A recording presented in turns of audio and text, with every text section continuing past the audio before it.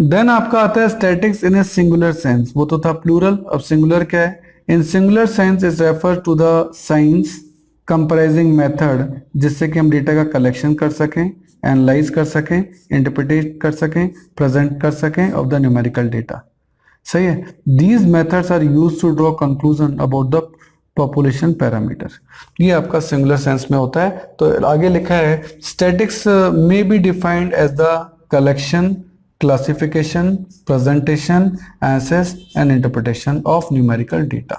ये 5 वर्ड आप याद कर लीजिए, क्योंकि जब भी डेटा या स्टेट्स की बात आएगी तो collection, classification, presentation, analysis and interpretation, ये वर्ड आपको हमेशा लिखने पड़ेंगे अगर आपको स्टेट्स में अच्छे मार्क्स लाने हैं तो। सही है। आगे आपका आता है stages of statics in singular sense. कौन कौन सी स्टेजेस हैं जिनसे कि आपको गुजरना पड़ता है स्टेट्स के अंदर। तो देखिए स्टेजेस के बारे में आपको बताऊंगा। They refer to the methods और technique use for collection, organisation and presentation of data. सही है। तो ये सारे टूल्स इसमें यूज होंगे। कौन कौन सी स्टेजेस है पहले अपन देखें। सबसे पहले कलेक्शन ऑफ डेटा, डेटा को आप कलेक्ट करेंगे, कलेक्ट करने के बाद उसे सिस्टमेटिक ऑर्गेनाइज करेंगे। सही है। उसके बाद उसे ढंग से प्रेजेंट करेंगे, उसके वेरियस टूल हैं। उसके बाद उसका एनालिसिस करेंगे, उसकी डीप स्टडी करेंगे और देन उसके बेसिस पे क्या करेंगे, डेटा को क्या करेंगे, इंटरप्रेट करेंगे। 5 स्टेप मैंने आपको बता दिए, collecting, organising, presenting, analysis and interpretation. इसको अपन एक डायग्राम की हेल्प से जो है वो देखते हैं। कई बुक्स में डायग्राम आपका दे रखा है। तो देखिए स्टेज 1 है कलेक्शन, स्टेज 2 है ऑर्गेनाइजेशन, स्टेज 3 है प्रेजेंटेशन, स्टेज 4 है एनालिसिस ऑफ डेटा और लास्ट स्टेज, स्टेज नंबर 5 है इंटरप्रिटेशन ऑफ डेटा। इन सभी स्टेजेस को पूरा करने के लिए आपके कुछ टूल्स होते हैं। जैसे यहां वेरियस मेथड लगाते हैं, जैसे सेंसस मेथड लगाते हैं या फिर सैंपलिंग लेते हैं, है ना। सेंसस में तो आप पूरी जो आपकी पॉपुलेशन सबकी स्टडी करेंगे। सैंपल में क्या होता है कि पूरी की स्टडी करने के बजाय एक सैंपल ले लिया जाता है। भाई एक सिनेमा हॉल से कुछ जने निकल रहे हैं, 500 जने निकल रहे हैं। अब आप 500 लोगों से थोड़ा ना पूछोगे कि मूवी कैसी थी।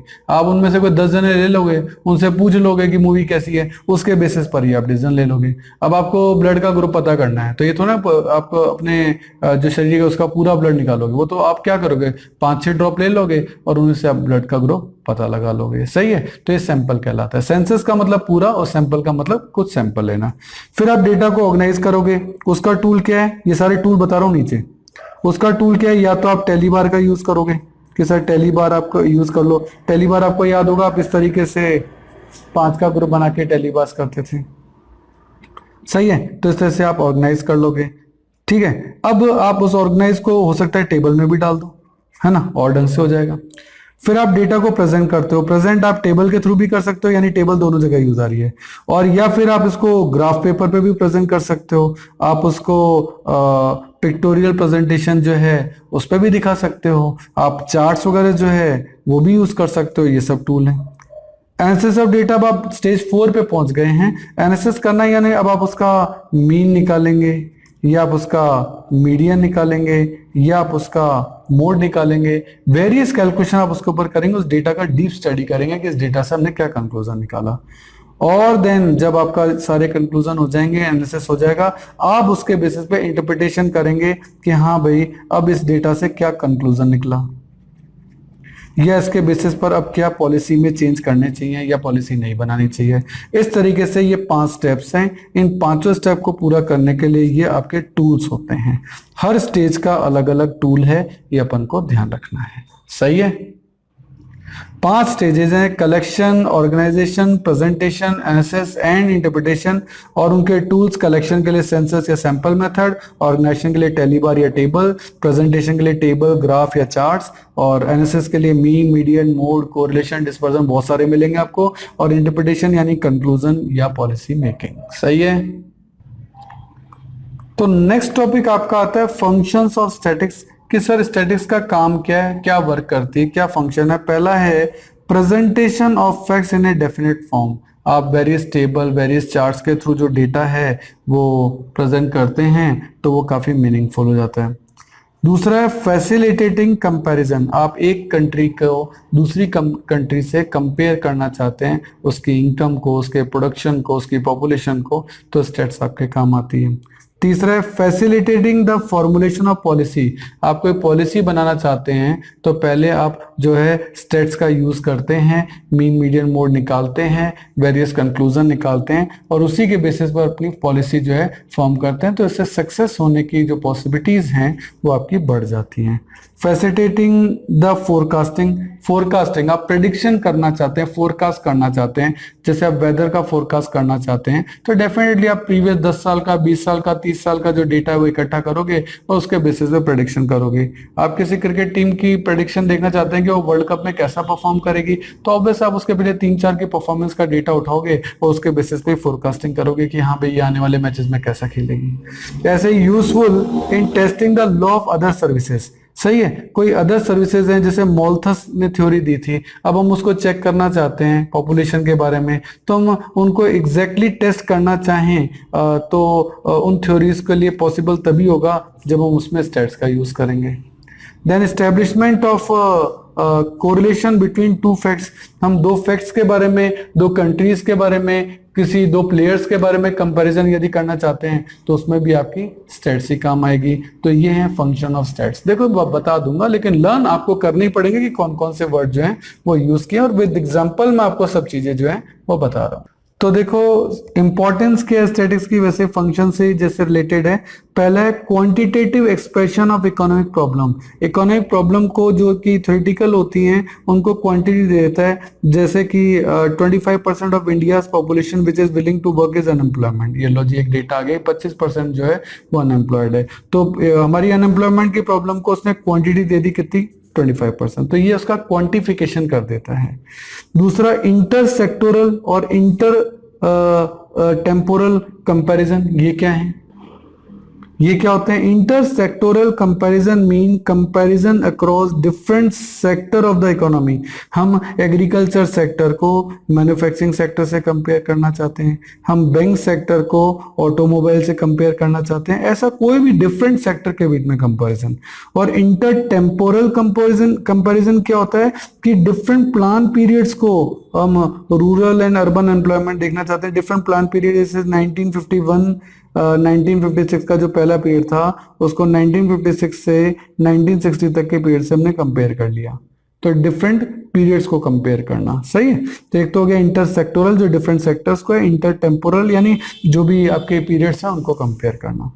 Working out cause and effect relationship, state से आपको है ना कि किस रीजन से क्या इफेक्ट हुआ वो रिलेशनशिप आप जस्टिफाई कर सकते हो वेरियस डेटा के लिए। Then construction of economic theories और इकोनॉमिक मॉडल, इससे आप क्या है कि वेरियस इकोनॉमिक थ्योरीज डेवलप कर सकते हो, इकोनॉमिक मॉडल बना सकते हो। कैसे? जैसे कि डिमांड है उसका प्राइस के साथ क्या रिलेशनशिप है, सर अगर प्राइस बढ़ेगी तो डिमांड क्या होगी, कम होगी, या प्राइस कम होगी तो डिमांड बढ़ेगी। सिंपल सा रीजन है ये तो। कोई भी चीज महंगी हो जाती है तो उसकी डिमांड कम हो जाती है, कोई भी चीज सस्ती हो जाती है तो उसकी डिमांड बढ़ जाती है। तो आप ऐसे इकोनॉमिक थ्योरी से इजिली बना सकते हो। इकोनॉमिक फोरकास्टिंग, जैसे हम कोई भी चीज फोरकास्ट करना चाहते हैं कि इंडिया की पॉपुलेशन 2030 में कितनी होगी, या आज के 10 साल बाद कितनी होगी, आज के 5 साल बाद कितनी होगी, ऐसी कोई भी फोरकास्टिंग है तो ऑब्वियसली उसके लिए आपको उसका प्रीवियस डेटा और उसकी ग्रोथ रेट चाहिए होगी। ऐसे फॉर्मुलेशन ऑफ पॉलिसी, हमें ये पता लग जाता है कि हाँ भाई हमारी पॉपुलेशन इतनी होगी तो उस वक्त हमको कितने फूड ग्रेन्स की जरूरत होगी, कितने अनाज की जरूरत होगी, तो उसके अकॉर्डिंग हम हमारे प्रोडक्शन पॉलिसीज को जो है अप डाउन करेंगे, उनमें चेंज करेंगे, जिससे कि हम उन पॉपुलेशन 2030 की मीट आउट कर सकें हमारे अनाज से। तो पॉलिसी बनाने में बहुत कामगार आता है। तो देखो जब किसी चीज की इंपॉर्टेंस होती है तो उसकी लिमिटेशंस भी होती हैं। देखो क्या है कि हर चीज के प्लस और माइनस दोनों होते हैं। आप किस एंगल से उसको देख रहे हैं, आप उसका कौन सा फेज देख रहे हैं, आप ये वाला फेज देख रहे हैं या ये वाला फेज देख रहे हैं, तो आप पे डिपेंड करता है। तो हर चीज के पॉजिटिव और नेगेटिव दोनों होते हैं, हर कॉइन के दो फेसेस होते हैं। उसी तरह से यहाँ भी कुछ लिमिटेशन भी है स्टेट्स की, कुछ कमियां भी हैं। क्या है वो कमियां? Number 1, study of numerical fact only, केवल क्वांटिटी को देखता है, क्वालिटी को देखता ही नहीं है, क्योंकि स्टेट्स तो न्यूमेरिकल में प्रेजेंट होती है, क्वालिटी को तो कोई देखता ही नहीं है इसके अंदर, तो ये इसकी सबसे बड़ी कमी है। दूसरा, study of aggregates only, individual को नहीं देखता। मिस्टर ए ने ऑब्टेन किए 80% मार्क्स, उस वो कोई डेटा नहीं है, लेकिन A B C D E F G ने कितने मार्क्स कंटेन किए वो डेटा है। तो ये एग्रीगेट ऑफ फैक्ट को देखता है, नॉट स्टडी इंडिविजुअल, एक जने को देखता ही नहीं है। होमोजेनिटी ऑफ डेटा और एसेंशियल रिक्वायरमेंट, ये कहता है कि कंपैरिजन कब तभी हो सकता है जब डेटा जो है वो एक जैसा हो। जैसे फूड ग्रेन है वो तो केजीज में मेजर होता है, और जो क्लोथ है वो आपका मीटर में मेजर होता है। तो इनको कंपेयर कैसे करोगे? कंपेयर करने के लिए दोनों ही चीजें या तो केजी में हो और दोनों ही चीजें या मीटर में हो, ऐसा हर डेटा में नहीं हो सकता। दैट्स वाई कंपैरिजन करने के लिए जो होमोजेनिटी चाहिए होती है वो डेटा में हमेशा नहीं होती। ये भी स्टैट्स की एक लिमिटेशन है। Results are true only on an average, result जो हैं वो हमेशा एक एवरेज के बेसिस पर ही जो है ना वो सही हो सकते हैं। 100% उसमें एक्यूरेसी जो है वो आपकी नहीं आ सकती। जैसे कि एक एग्जांपल इसके लिए बनता है कि औसत जो का त्यो बट कुनबा डूबा क्यों। भाई औसत यानी एवरेज तो वैसा ही है, लेकिन फिर परिवार क्यों डूब गया, इसके लिए एक एग्जांपल अपन बना सकते हैं। तो इसको अपन एक स्टोरी से समझते हैं। ये था पूरा कि औसत जो का त्यों फिर भी कुनबा डूबा क्यों। यानी एक नदी है, वहां एक बोर्ड लगा हुआ है कि इसकी नदी जो है उसकी जो एवरेज डेप्थ है वो 4.5 फीट है। ठीक है, अब कोई पर्सन जो है वो यहाँ पहुंचा, उसने कहा कि अरे ये तो हाइट तो यहाँ बोर्ड लगा हुआ है, मैं देख रहा हूँ ये तो मैं इजीली जो है वो इस नदी को पार कर जाऊंगा। तो इसकी क्योंकि एवरेज डेप्थ है वो 4.5 फीट और मैं तो 6 फीट का हूँ, मैं तो आराम से निकल जाऊंगा, 1.5 फीट ज्यादा ही है मेरी। लेकिन वो यहाँ आएगा तो ठीक है 4.5 फीट, एवरेज तो 4.5 है, लेकिन जब वो इस एरिया में पहुंचेगा तो वो तो बहुत नीचे चल जाएगा, यहाँ से तो वो 9 फीट है। एवरेज 4.5 है लेकिन हर जगह 4.5 थोड़ा है। तो इस तरह से अपन देखते हैं कि कुछ गहराई में आके तो वो डूब जाएगा।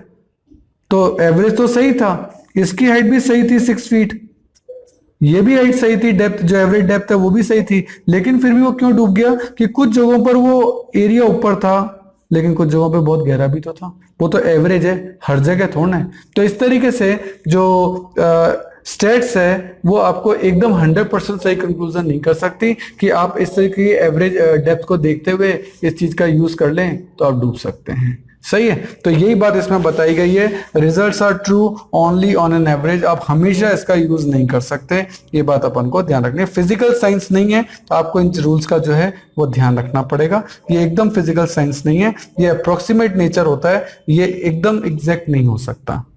और can be use only by the experts, जिनको इसका परफेक्टली नॉलेज हो। अब जैसे ये पर्सन है, इसको एग्जैक्टली नॉलेज नहीं था कि हाँ भाई स्टैट्स एकदम जो है वो आपकी परफेक्ट नहीं होती, तो अगर ये एक्सपर्ट होता तो ये कहता कि नहीं भैया केवल एवरेज हाइट से मत देखो, कुछ जगह पे एक्सट्रीम डेप्थ भी हो सकती है तो वहां पर्सन डूब भी सकता है। अगर ये एक्सपर्ट होता तो इसको इस बात का पता होता। तो इसीलिए स्टैट्स जो है वो एक्सपर्ट के थ्रू यूज की जानी चाहिए। अगर गलत हाथों में पड़ गई तो फिर उसका कंक्लूजन भी गलत निकल जाएगा। भाई उसके बाद डेटा अवेलेबल है, अब डेटा से वो कुछ भी कह सकता है, कुछ भी कर सकता है। जैसे एक्सपर्ट के लिए मैं आपको एक एग्जांपल यहाँ और देता हूँ। मान लेते हैं एक शू इंडस्ट्री है, क्लोथ इंडस्ट्री है।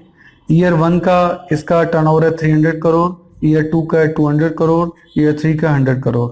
एवरेज किया 600 divide by 3 that is 200 crore. Cloth का 100 करोड़, 200 करोड़, 300 करोड़, एवरेज किया 600 divide by 3 200 crore. Same average आ रहा है। अब कोई एक्सपर्ट नहीं होगा, वो कहेगा भैया शू का बिजनेस और क्लोथ का बिजनेस दोनों का एवरेज 200 है, आप किसी भी धंधे को चालू कर लो, किसी बिजनेस को चालू कर लो, दोनों ही सेम प्रॉफिट दे रहे हैं। लेकिन एक एक्सपर्ट होगा ना, उसका ध्यान जो है वो उसके ट्रेंड पे भी जाएगा। आप देख रहे हैं शू में जो ट्रेंड है 300, 200, 100 लगातार डाउन ट्रेंड है, यानी शू का बिजनेस जो खराब हो रहा है। अगर आप इस बिजनेस में जाएंगे तो वहां मंदी आ रही है, आप जाएंगे तो आपको नुकसान होगा। जबकि क्लोथ बिजनेस में आप देख रहे हैं 100, 200, 300 एक अपवर्ड ट्रेंड है और ये बताता है कि इस बिजनेस में ग्रोथ हो रही है। तो एक एक्सपर्ट आपको अच्छी सलाह दे सकता है कि आपको क्लोथ के बिजनेस में जाना चाहिए, ना कि शू में, क्योंकि शू का बिजनेस डाउनवर्ड ट्रेंड बता रहा है। एवरेज दोनों का सेम 200 ही आ रहा है, लेकिन ये डाउनवर्ड ट्रेंड बता रहा है, ये अपवर्ड ट्रेंड। एक्सपर्ट आपको कहेगा कि आप क्लोथ के बिजनेस में जाइए। तो हर चीज जो है ना स्टेट्स में डिपेंड करती है कि एक्सपर्ट उस डेटा का किस तरीके से यूज करता है। क्योंकि रॉ डेटा है, रॉ डेटा तो आपकी इच्छा पे डिपेंड करता है कि आप उसका क्या यूज करना चाहते हो। भाई अब आपके पास मिट्टी है, अब आप चाहो तो भगवान बना लो, चाहे तो शैतान बना लो, ये तो आपके ऊपर डिपेंड करता है, तो आपकी इंटेंशन पे डिपेंड करता है कि आप उसका क्या करना चाहते हो। तो इसलिए लिखा है can be use only by expert, केवल एक्सपर्ट ही यूज करें। तो इसका क्या है, मिसयूज भी हो सकता है स्टेट्स का, ये भी एक बहुत बड़ी चीज है कि वैसे तो सब चीजों का ध्यान रखा जाता है, लेकिन फिर भी डेटा मैंने बताया ना कि आप क्ले से भगवान भी बना सकते हो, शैतान भी बना सकते हो, ये आपकी इच्छा या आपकी इंटेंशन पर डिपेंड करता है। तो इसीलिए कुछ कहा गया है कि this is possible just as a law can be interpreted by the lawyer to prove his own point. हर लॉयर लॉ को जो है वो अलग तरीके से प्रेजेंट करता है। This is so because it is possible to misuse stats by manipulating data, कोई डेटा का मैनिपुलेशन होता है। इसलिए कहा भी गया है कि with statistics anything can be prove, कुछ भी प्रूव किया जा सकता है। Statistic is another form of lying, झूठ बोलने का ये भी एक तरीका है। So while it is true that some people, political parties, government जो है मिसयूज करती है स्टैटिस्टिकल डेटा को अपने फायदे के लिए, मैनिपुलेशन करती है। This generally take place at the time of selecting sample, sample ही गलत ले लिया जाता है, कंपैरिजन उसमें किया जाता है। तो इस तरीके से स्टेट्स के कुछ लिमिटेशन है, उसका मिसयूज भी हो सकता है। तो इस चैप्टर में अपन ने काफी सारी चीजें जो हैं वो पढ़ी हैं।